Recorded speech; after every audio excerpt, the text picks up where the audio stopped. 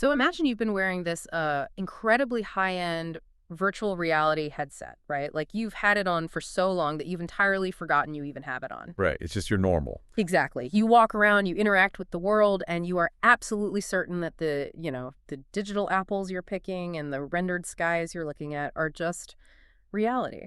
Yeah, and it wouldn't just be surprising if someone tapped on the plastic visor covering your eyes. It would be, well, it would be fundamentally destabilizing. Completely. You'd suddenly realize that everything you thought was objectively real was actually being like filtered and cropped and generated by an invisible operating system you didn't even know was running. It's a profoundly disorienting thought experiment, honestly. And it perfectly captures the specific kind of intellectual vertigo we're going to try to induce today. Welcome to the deep dive.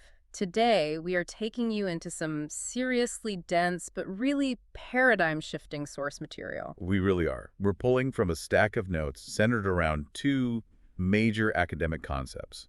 Right, and the first explores the architecture of secular consciousness, heavily drawing from the philosopher Charles Taylor. And the second is a deep dive into the phenomenology of faith and cognition. And we are definitely skipping the incredibly long academic titles of the papers. Oh, absolutely. Because frankly, they sound like a bibliography, and the concepts inside them are just way too thrilling to bury under jargon. Our mission today is to expose the invisible cognitive weather we all walk around in. We want to fundamentally change how you understand the supposed war between science, religion, and reality itself. Because, I mean, let's be honest, most internet debates about atheism versus religion are, well, they're painful to watch. They are incredibly shallow. I mean, they almost always boil down to two people shouting, "Where is your evidence?" Yeah. at each other. Right. It's treated like this zero-sum game on a totally level playing field.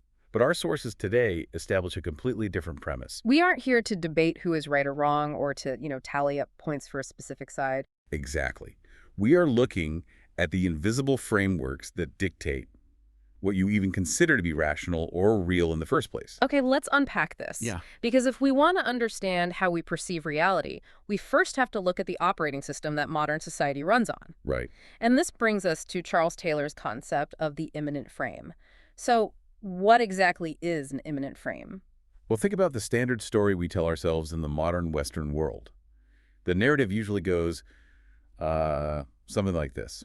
For centuries, humanity was clouded by superstition, myth, religious dogma. The Dark Ages, basically. Right. And then the Enlightenment happened. We stripped all that magical thinking away, we embraced the scientific method, and we finally arrived at a neutral, objective view of the universe. So the assumption is that modern secularism is just what's left over when you delete religion. It's just the naked truth. Yeah, but the advanced insight from the research is that this narrative is historically false. Wait, false? Yeah, modern secularism is not just the removal of a worldview. It is the installation of a brand new, highly specific worldview. Okay. It's a constructed architecture. That's the imminent frame. Inside this frame, reality is automatically assumed to be materially closed.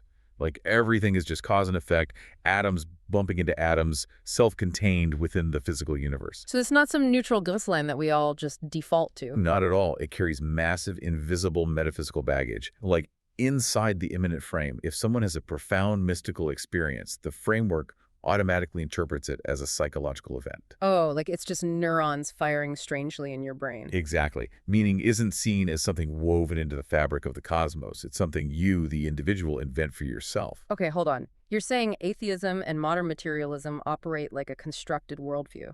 But atheism literally demands empirical proof, whereas faith usually demands the exact opposite.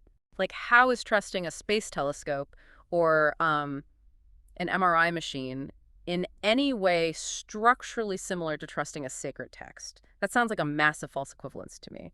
I mean, an MRI machine is just magnets and math. Right? What's fascinating here is that the sources aren't attacking the MRI machine. The tools of science are incredibly effective. Right, obviously. The false equivalence only exists if you confuse the tool with the conclusion. Yeah. Human beings never encounter raw reality. You don't just experience data. You interpret it through cognitive models and historical assumptions. Okay, I'm following. So trusting an ARI to show you a tumor is science. But concluding that only things an MRI can measure actually exist, that is a massive metaphysical leap. Ah, wow. Okay, I see the distinction. Right. When someone says they only believe in what can be empirically proven, That statement itself cannot be empirically proven. No, that's trippy. It relies on foundational trust structures. Trust in human reason, trust in the continuity of the physical universe, trust that materialism is the only valid lens. So the sources suggest that modern atheism might not represent the absence of faith at all. Exactly. It might represent faith fundamentally reorganized inside a secular metaphysics. It's an epistemological shift. We stop asking, which side has the evidence? And we start asking, what invisible architecture is determining what counts as evidence today? Which means the staunch religious fundamentalist and the staunch secular materialist might be arguing over the color of the sky, completely unaware they're both wearing totally different VR headsets. Yes. They inhale their worldviews like weather. And most of us never question the weather, we just dress for it. Perfectly said. Okay, but wait. If secular materialism is just an operating system, what is the core code running it? Because if we're trapped in this frame, there has to be some mechanism keeping us here, right? There is. And according to our notes, the defining feature of this modern framework is an absolute obsession with the ego. Yes. The modern imminent frame generally equates consciousness with an ongoing internal narrative. Like we think of ourselves as that voice in our heads. Right, psychological identity or autobiographical continuity. Exactly. We tend to think that more self-awareness, more analysis of our own identity, more personal branding equals a higher state of being. But neuroscience points out the flaw in that thinking, doesn't it? It really does.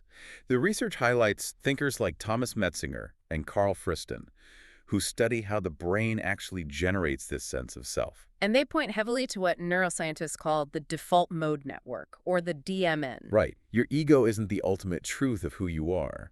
The ego is a predictive stabilization system. Break that down for us. How does the DMN actually work? Well, according to Friston's theories on predictive coding, your brain is essentially an inference machine. It hates surprise. Because surprise means danger. Exactly. So the default mode network constantly generates a predictive model of reality. It places a little avatar of you right in the center of it, and then it filters the outside world to match that model. Wow. It maintains your boundaries, keeps you safe, and constantly calculates your status in social hierarchies. So the ego is basically just a survival interface. It's like a bouncer at the door of your brain, making sure nothing too weird or threatening gets in. That's a great way to look at it. Which perfectly explains why my DMN starts screaming at me with existential dread if I leave an important email unread for too long. It perceives a threat to my social status as a literal threat to my survival. That is exactly what it does. And here is where we encounter a really brilliant concept from the source called chronological arrogance. I love that phrase, chronological arrogance. It's the historically naive assumption that just because we have, microchips and antibiotics, we automatically possess a superior grasp of consciousness. Right. Think about Victorian scientists in the 1800s sitting in their armchairs, absolutely convinced they had mapped the entirety of physics. Right before quantum mechanics completely shattered their world. Exactly. We do the exact same thing today. We look back at ancient civilizations and think, well, they didn't know about predictive coding, so they must have been primitive. But the sources argue that ancient traditions actually recognized the trap of the default mode network thousands of years ago. They just used different vocabulary. They absolutely did. Look at Buddhist phenomenology or the Christian concept of kenosis. Kenosis literally translates to self-emptying, right? Yes.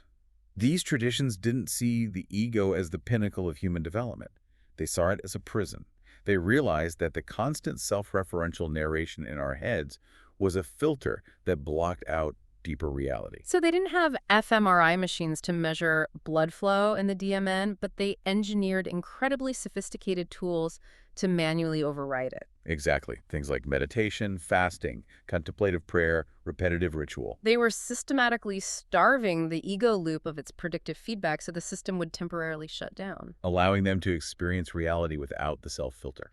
This is genuinely unsettling. Like, are we actually less enlightened now? Because our entire modern secular culture, social media, therapy culture, consumerism, it's all structurally biased towards stabilizing and inflating the ego, whereas these ancient traditions were actively trying to dissolve it. It is a strong possibility. Yeah. The overarching idea here involves a concept the Greeks called the logos. Yeah. That's the underlying invariant structure of reality. The rational principle that governs the cosmos. Right. Science uncovers aspects of the logos using mathematical instrumentation. But ancient traditions may have accessed those exact same structures through direct lived By experience. dropping the ego filter. Yes. But if our brains are literally hardwired by evolution to keep us trapped in this predictive ego loop for our own safety, aren't we basically doomed? Like, how is anyone supposed to see past the bouncer at the door? Well, we actually have a cognitive bypass mechanism, and this brings us to a radical redefinition of a very loaded word in our sources. Yeah. Faith. Here's where it gets really interesting, because we have to completely discard the pop culture definition of faith, right? We do. Most of us hear that word and immediately think of blind belief, believing in a fairy tale despite a total lack of logic. But the research redefines faith as a neurological and phenomenological state. It redefines faith as pre-linguistic cognition. It is the capacity of your brain to recognize, trust, and operate within a structure before you have the vocabulary or the math to explicitly explain it. Give us an example of how that works mechanically. Think about human facial recognition.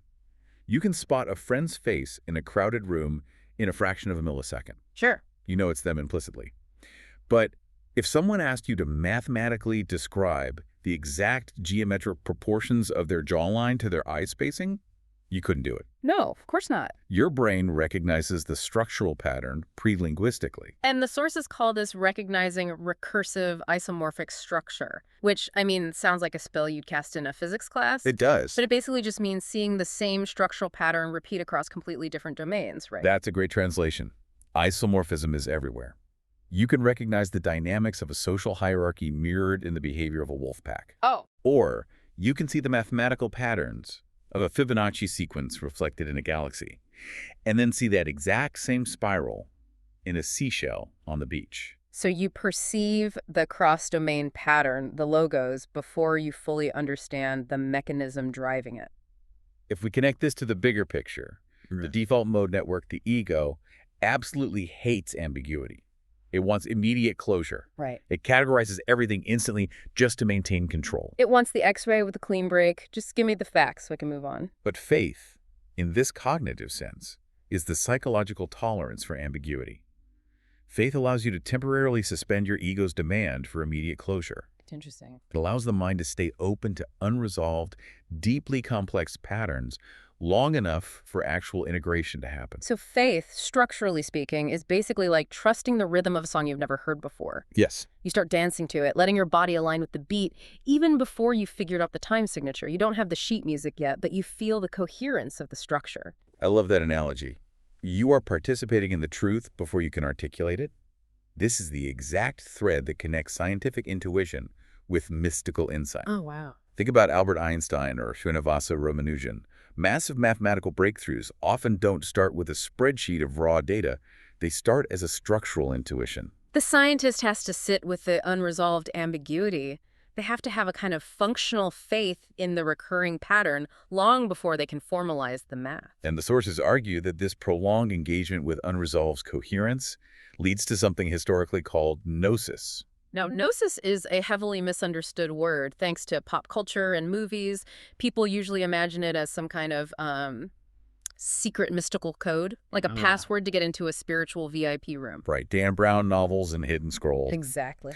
But historically and phenomenologically, gnosis just refers to direct, practical, experiential knowing. It's structural integration. You don't just know about the world. You know the world by participating in it. And faith isn't the opposite of gnosis. Faith is the cognitive openness that permits gnosis to emerge in the first place. Because without that tolerance for ambiguity, anything new or novel feels like a threat. And we just force reality into our pre-existing ideological boxes. We pull the VR headset back down over our eyes because the raw light of reality is too much to process. Precisely. We retreat back to the safety of the imminent frame. Exactly. Okay, this creates a fascinating paradox. We've established that modern secular atheism can actually function like a hidden worldview, relying on unproven metaphysical assumptions about materialism. Yeah. And we've just established that true faith is actually an open, vulnerable cognitive state of pattern recognition. Right. So what the heck is going on with organized religion? Because if I look at a massive religious bureaucracy today, it does not look like an open state of ambiguity. It looks like the ultimate closed box. This leads us into an idea the research explicitly calls the wild direction. and it explores the bureaucratization of the transcendent. Institutional religion as functional atheism. It's a mind-bending inversion. Yeah. The premise is that institutions, whether they are churches, governments, or corporations, have their own survival instincts. Okay. They start out based on a genuine, open encounter with the transcendent. But over generations, the sociologist Max Weber noted that societies undergo bureaucratization. The institution begins to prioritize its own administrative survival over the original experience. It's like an incredible, raw, totally improvised musical jam session in a garage somewhere. It's pure gnosis. Right.